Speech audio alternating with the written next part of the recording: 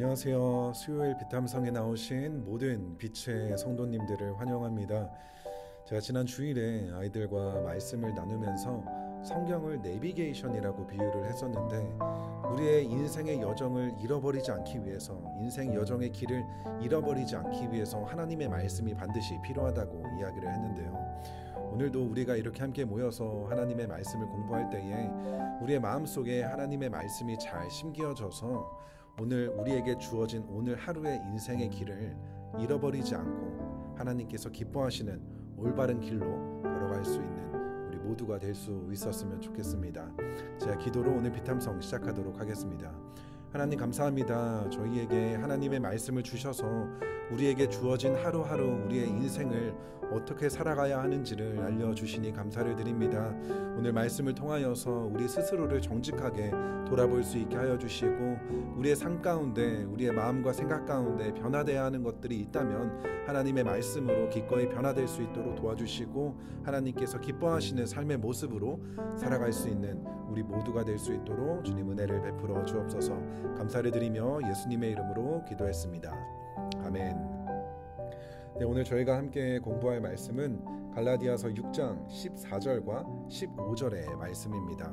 먼저 여러분들이 가지고 계신 노트 왼편으로 오셔서 이 두 구절의 말씀을 필사하시고, 필사가 끝나신 분들은 개인적으로 이 말씀을 공부하고 또 묵상해 보는 시간을 갖도록 하겠습니다.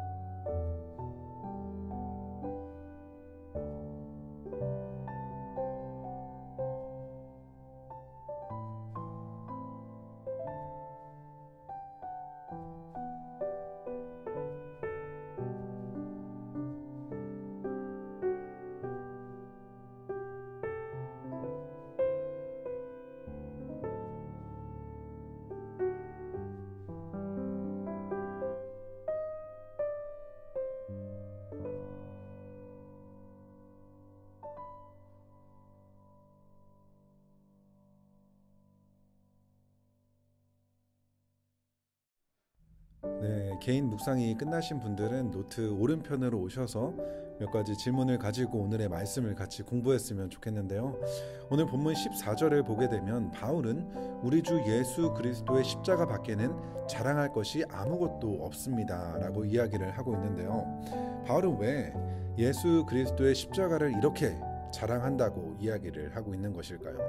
이전의 구절들을 보게 되면 갈라디아 교회 안에 육체의 겉모양을 뽐내고 자랑하는 사람들이 있었는데 바울은 예수 그리스도의 십자가를 자랑한다고 이야기를 하고 있어요. 그런데 그 당시 십자가는 로마 사회에서 가장 수치스럽고 잔인한 형벌이었는데 그렇기 때문에 이 십자가 형벌은 모든 사람들에게 부끄러움과 저주의 상징이었어요. 그런데 바울은 이 부끄러운 상징인 십자가를 자랑한다고 이야기를 하고 있는 건데요. 그렇다면 왜 바울은 이 십자가를 자랑했는지에 대해서 여러분들이 한번 생각해보고 여러분들의 생각을 한번 적어보는 시간을 가져보도록 하겠습니다.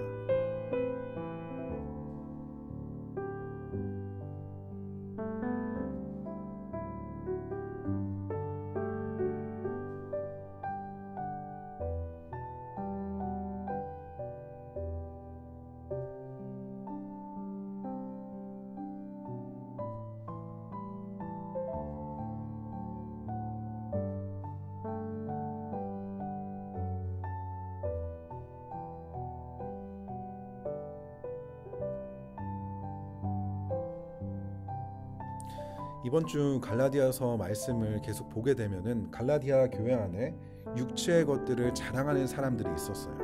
그런데 그에 반해 바울은 이러한 육신의 것들을 자랑하지 않고 예수 그리스도의 십자가를 자랑하고 있었는데 사실 바울이야말로 육신의 자랑을 이야기하자면 하루 종일 이야기해도 부족한 사람인데요. 바울은 어떤 사람이었죠? 우리 같이 빌립보서 3장 5절과 6절의 말씀을 살펴봤으면 좋겠는데요. 여러분들의 성경을 가지고 오셔서 빌립보서 3장 5절과 6절의 말씀을 같이 읽어봤으면 좋겠어요. 빌립보서 3장 5절과 6절입니다. 함께 읽겠습니다. 시작. 나는 난지 여드레 만에 할례를 받았고 이스라엘 민족 가운데서도 베냐민 지파요 히브리 사람 가운데에서도 히브리 사람이요 율법으로는 바리새파 사람이요 열성으로는 교회를 박해한 사람이요 율법의 의로는 흠잡을 데가 없는 사람이었습니다. 아멘. 사실 육신의 자랑으로 따지자면 바울을 따라올 사람이 어느 누구도 없죠. 출신이면 출신, 학문이면 학문, 율법으로 보더라도 의로는 흠잡을 데가 없었던 사람이었고 갈라디아 교회 안에 계속해서 이야기하고 있었던 할례도 이미 받았던 사람이었어요. 그런데 바울은 이러한 육신의 모든 자랑을 배설물로 여기며 그와 정반대인 예수 그리스도의 십자가, 어떻게 보면 가장 수치스럽고 부끄러운 이 십자가를 가장 자랑스럽게 여기게 되었는데 왜 바울은 이 십자가를 그렇게 자랑을 했던 것일까요?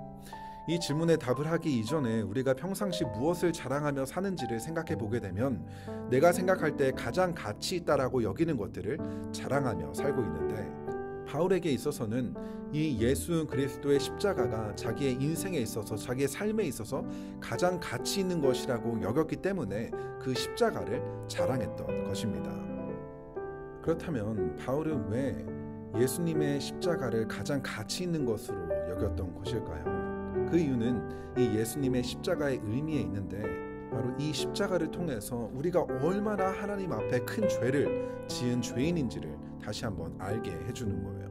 이전에 이야기했었던 것처럼 이 십자가 형벌은 그냥 아무런 죄인이나 받는 형벌이 아니라 그 당시 가장 흉악한 가장 큰 죄를 지은 사람이 받는 형벌이었어요. 그리고 바로 우리가 하나님 앞에 이러한 죄인이라는 것을 다시 한번 알려주고 있는 것이죠.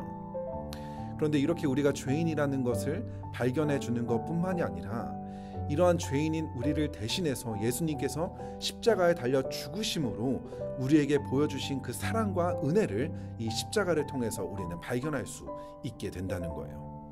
십자가는 우리가 얼마나 큰 죄인인지를 알려주며 동시에 그러한 우리를 향하신 하나님의 그 크신 무조건적인 사랑과 은혜를 보여주고 있다는 거예요. 그렇게 그 하나님의 사랑과 은혜를 받은 우리들은 영원한 죽음에서 영원한 생명으로 죄의 종노릇하던 신분에서 하나님의 자녀라는 놀라운 축복을 선물로 받게 되었다는 거예요. 그렇기 때문에 바울은 세상에 있는 무엇과도 비교하더라도 이 십자가가 그에게 가장 가치 있는 것이었고, 그렇기 때문에 바울은 이 십자가를 자랑하는 사람이 되었던 거예요. 그리고 바울은 이 모든 과정을 에베소서 2장 8절과 9절에서 이렇게 이야기를 하는데요. 여러분은 믿음을 통하여 은혜로 구원을 얻었습니다. 이것은 여러분에게서 난 것이 아니요 하나님의 선물입니다. 행위에서 난 것이 아닙니다. 그러므로 아무도 자랑할 수 없습니다. 아멘. 우리에게 주어진 이 놀라운 은혜와 축복은 우리의 노력이나 우리의 행위로 되어진 것이 아니라 전적인 하나님의 은혜로 되어진 것이기 때문에 이 십자가를 제대로 아는 사람이라면 스스로 자랑할 수 있는 것들이 전혀 없다라는 것을 알게 된다는 거예요. 하지만 이 십자가의 놀라운 사랑과 은혜를 제대로 알지 못했던 사람들은 자신의 육신의 것들을 자랑하며 살아왔던 것이죠.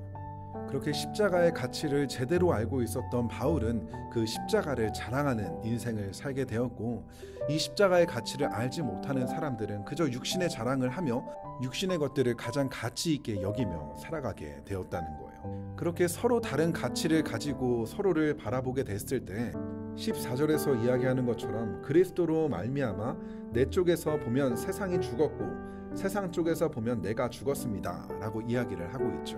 바울은 예수 그리스도의 십자가 사랑과 은혜로 인하여서 이제 자신의 인생을 하나님을 위해 바치고 하나님을 위해 자신을 기꺼이 희생하는 삶을 살아가게 되는데, 육신의 것들을 자랑하고 육신의 것들을 가장 가치 있게 여기는 사람들의 입장에서는 바울의 인생은 실패한 인생, 마치 죽은 인생처럼 보였다는 거예요.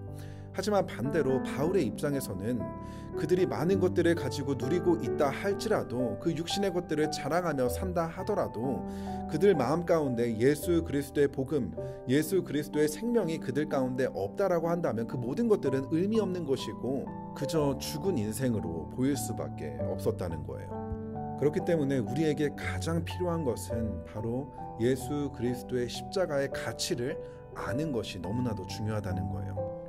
우리가 하나님 앞에 얼마나 큰 죄인인 것을 우리가 기억하고, 그런 우리를 위해서 보여주신 그 희생의 사랑을 우리가 제대로 기억을 한다면, 그것을 마음에 새긴다면 우리는 예수 그리스도의 십자가를 가장 가치 있게 여기고 그것을 자랑하는 인생을 살 수 있게 된다는 거예요.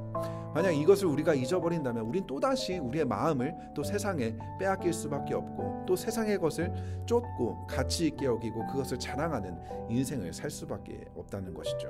그렇기 때문에 우리는 날마다 그 예수 그리스도의 십자가 사건을 기억하고 그것을 묵상하고 우리의 마음에 새겨야만 이 세상을 살아갈 때에 우리가 세상의 다른 것들을 자랑하지 않고 오직 예수 그리스도의 십자가만을 자랑하는 인생을 살 수 있게 된다는 것입니다. 이어서 15절의 말씀을 보게 되면 할례를 받거나 안 받는 것이 중요한 것이 아니라 새롭게 창조되는 것이 중요하다고 이야기를 하고 있는데요. 할례를 받는 것, 신앙의 겉모습을 꾸미고 자랑하는 것, 이것들 모두는 외적인 변화만을 이야기하고 있지만, 그래서 겉모습은 그럴듯하게 포장을 하고는 있지만 궁극적으로 우리의 내면을 변화시킬 수는 없다라는 거예요. 그래서 예수 그리스도의 십자가를 통해 새롭게 창조되는 것이 할례를 받거나 안 받는 것보다 훨씬 더 중요하다는 거죠. 고린도후서 5장 17절을 보게 되면 그런즉 누구든지 그리스도 안에 있으면 새로운 피조물이라, 이전 것은 지나갔으니 보라 새 것이 되었도다. 이전의 죄로 인해 타락했던 우리들은 예수 그리스도의 십자가를 통해 죽고 이제는 새로의 정체성을 부여받게 되었다라는 거예요. 외적인 행위는 나의 노력으로 어느 정도 바꿀 수는 있어요.